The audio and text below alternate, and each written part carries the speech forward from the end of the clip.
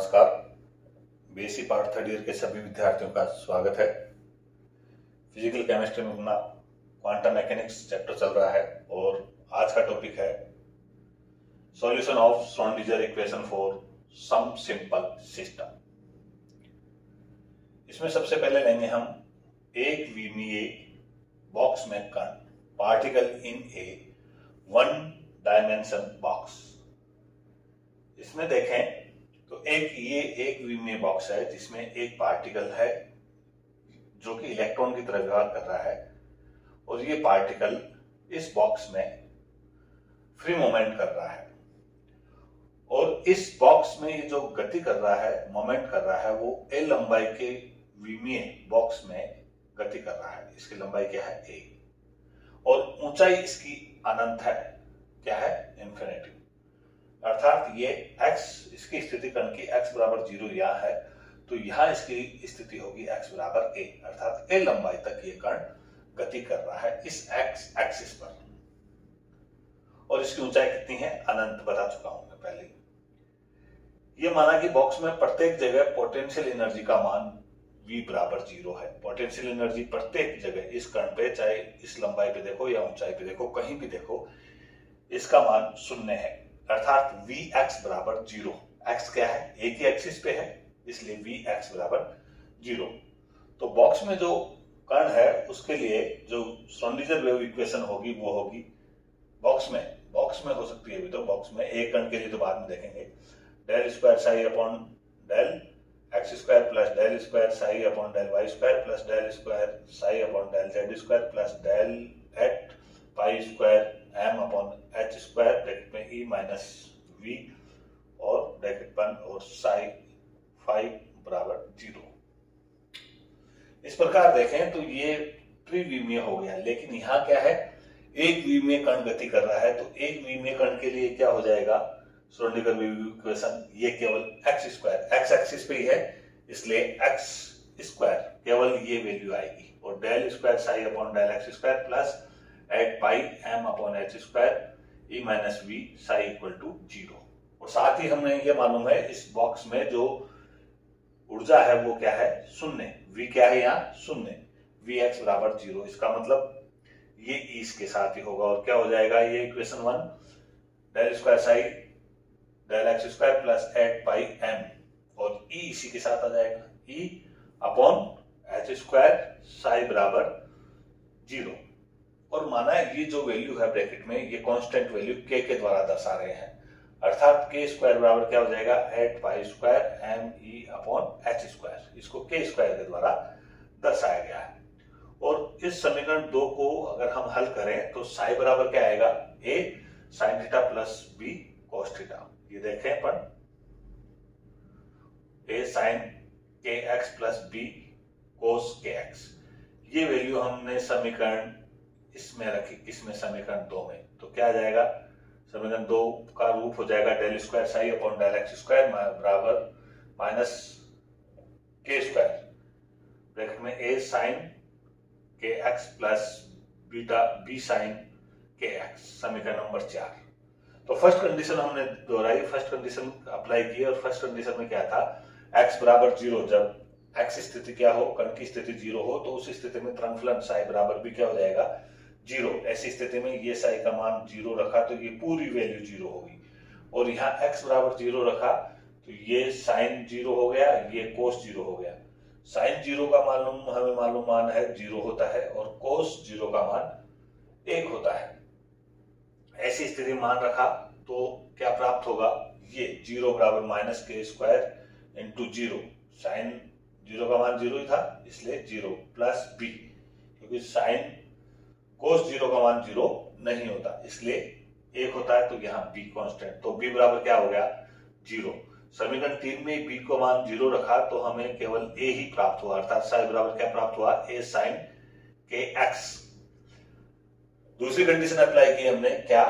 दूसरी condition x बराबर क्या हो गया? a। दूसरी कंडीशन में बॉक्स में देखो x बराबर 0 लिखा है, एक कंडीशन लास्ट कंडीशन है उसमें मैंने x बराबर a रखा है। ऐसी स्थिति में x बराबर a है तो साई बराबर वहां भी क्या होगा?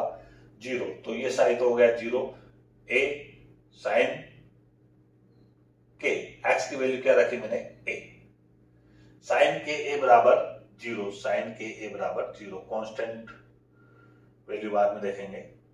या इसको हल किया तो के ए बराबर साइन इनवर्स 0, और साइन इनवर्स बराबर क्या हो लिखा हमने एन पाई, अर्थात के ए बराबर एन पाई, या के बराबर जो वैल्यू है वो किसके बराबर होगी एन पाई अपॉन ए, इधर आ गया, अर्थात के स्क्वायर बराबर क्या हो गया N square pi square a square, इसका भी वर्क किया।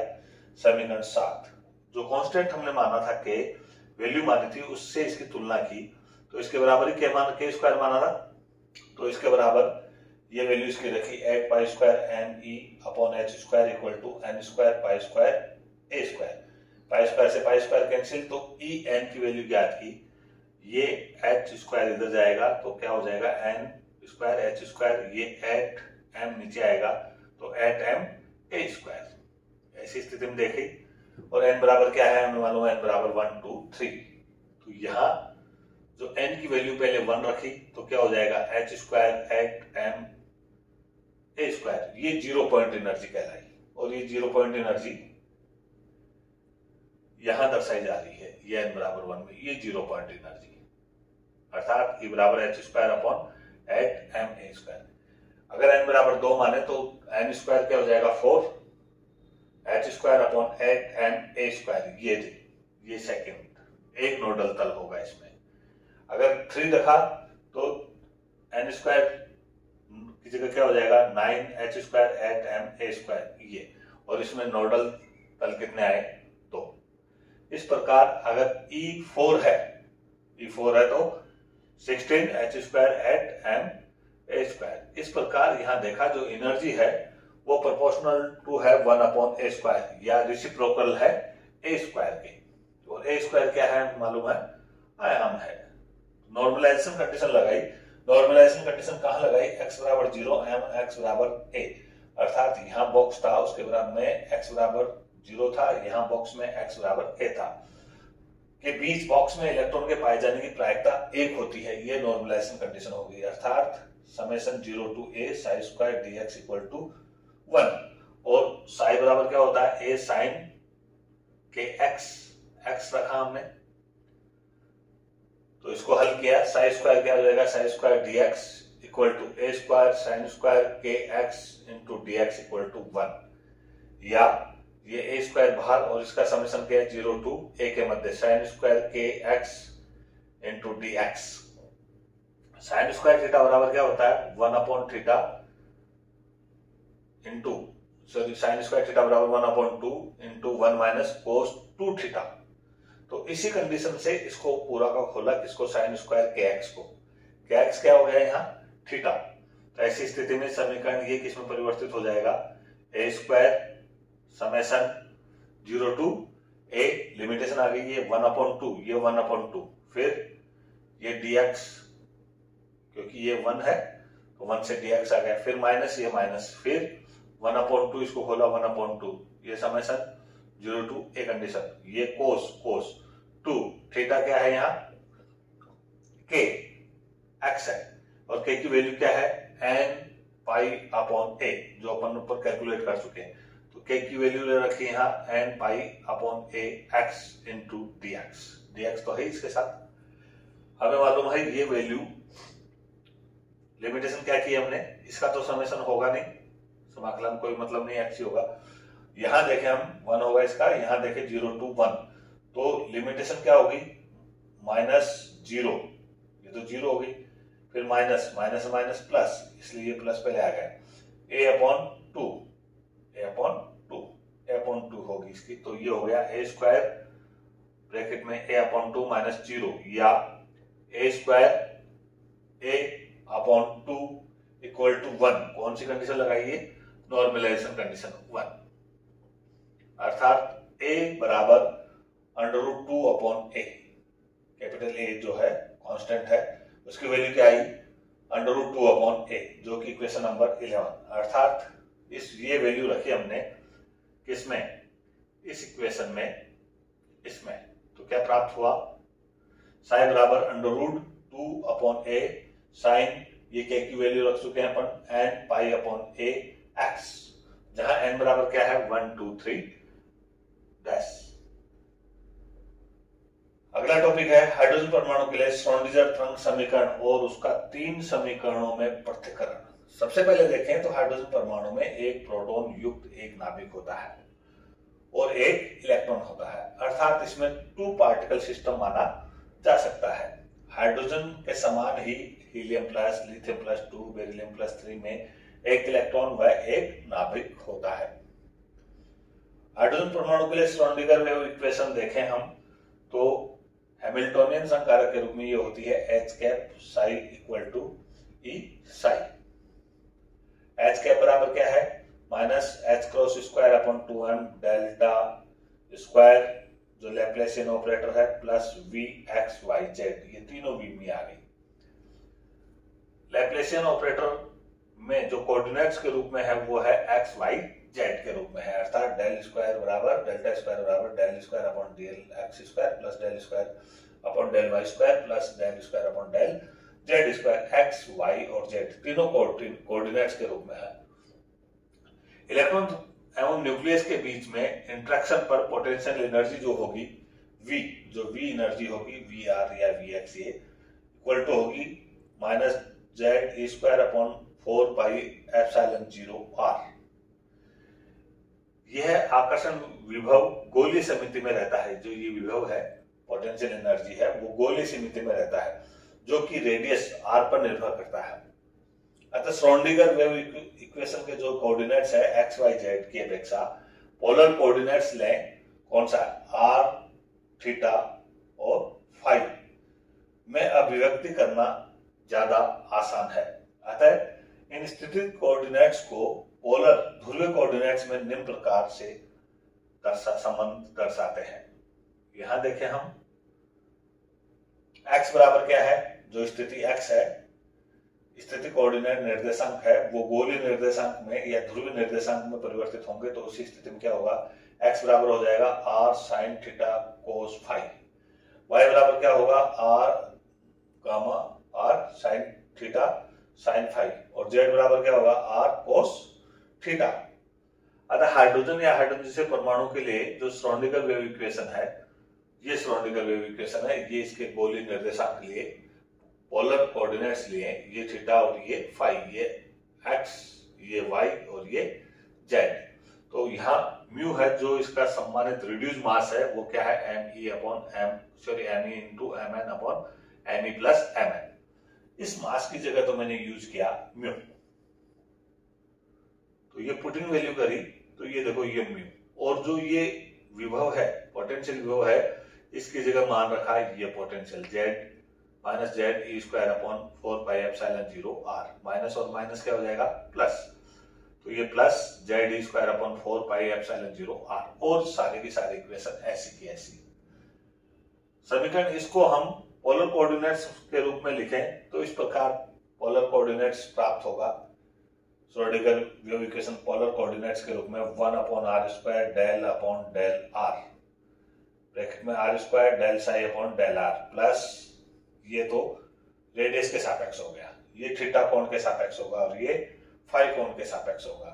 थीटा कोण के सापेक्ष कितना होगा plus 1 upon are square sine theta into del upon del theta into del sine theta del psi upon del theta plus ये फाई के सापेक्ष 1 upon are square sine square theta del square psi upon del phi square plus ये पूरा का पूरा ऐसा कैसा 8 pi square mu upon H square E plus Z E square upon 4 pi epsilon 0 r, फिर साई इक्वल टू 0।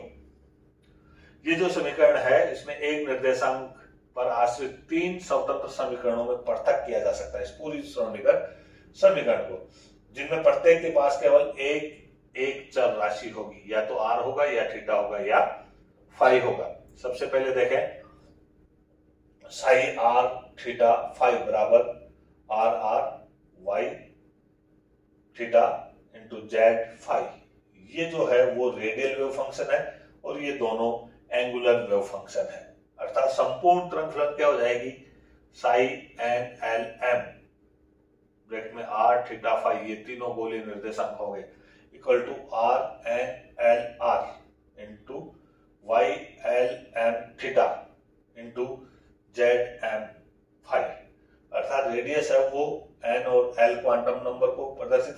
यहाँ theta किसमें निर्भर कर रहा है, एल और एम, द्विविषीय और चुंबकीय, और ये केवल चुंबकीय।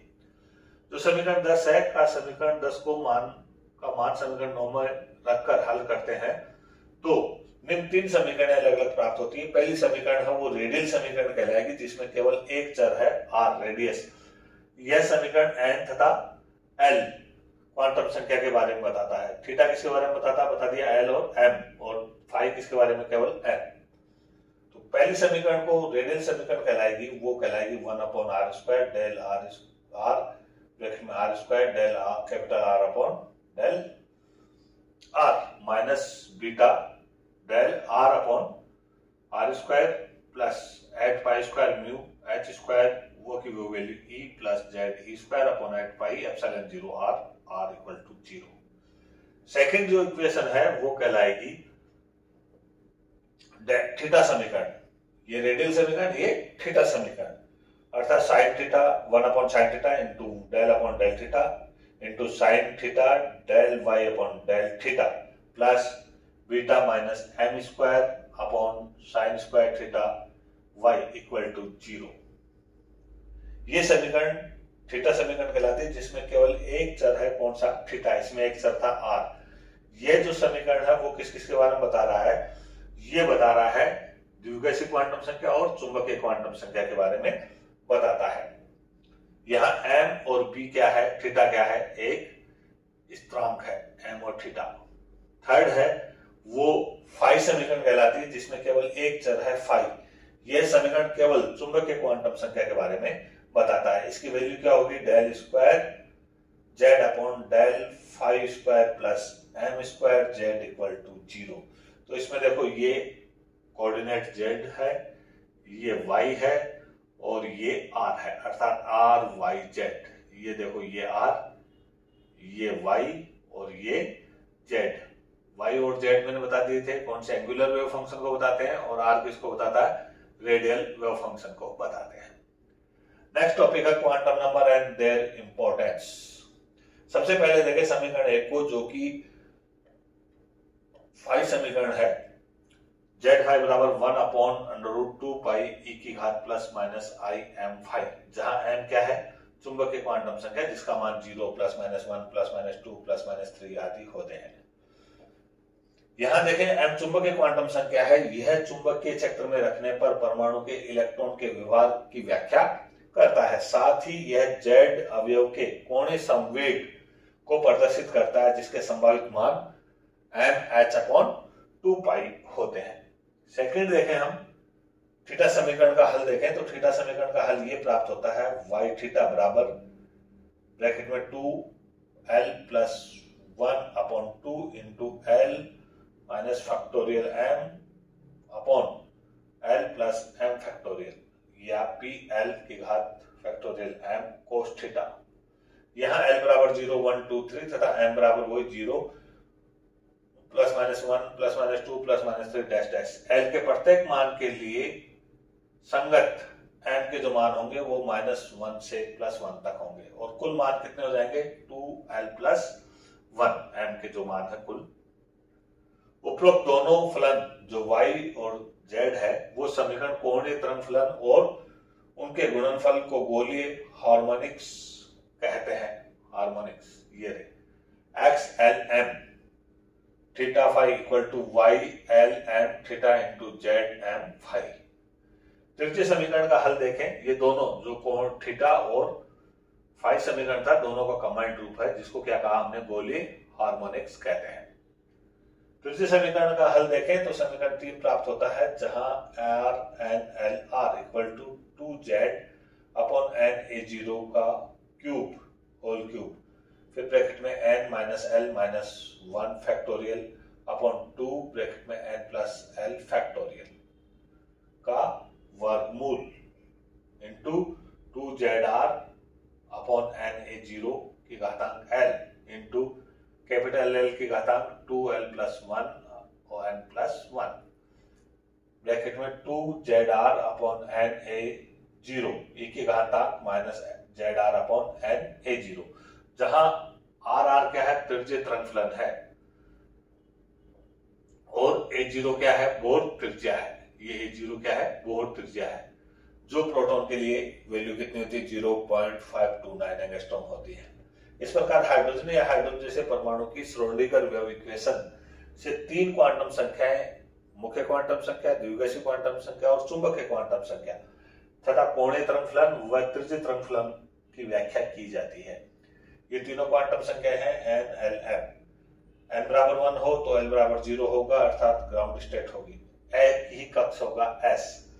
n बराबर 2 हो तो 0 और 1 है, 2s और 2p, अर्थात इनके लिए वैल्यू ये होगी m की, और ये 1s और 3p कक्षक को दर्शा रहा है। अगर n बराबर 3 है तो n की जो वैल्यू होगी वो 0, 1, 2 होगी, l की जो वैल्यू है, अर्थात s, p और d, 3s, 3p और 3d। यहाँ देखें 1s, 3p एवं 5d कक्षक उपस्थित होते हैं n की वैल्यू के अनुसार। 4 देखें, n बराबर 4 है तो l की वैल्यू होगी 0, 1, 2, 3, अर्थात s, p, d और f तीनों कक्षक होंगे।